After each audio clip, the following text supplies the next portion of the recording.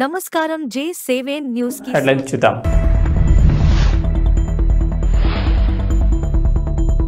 వరంగల్ రైతు విజ్ఞప్తికి CM Revanth Reddy okay. రుణమాఫీ అమలు వేళ కీలక ప్రకటన.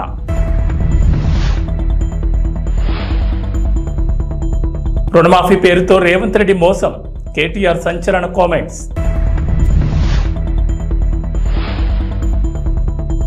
కామంతో విజయసాయిరెడ్డి, డబ్బు మతంతో పేర్ని నాని మాట్లాడుతున్నారు. కొల్లు రవీంద్ర ఫైర్.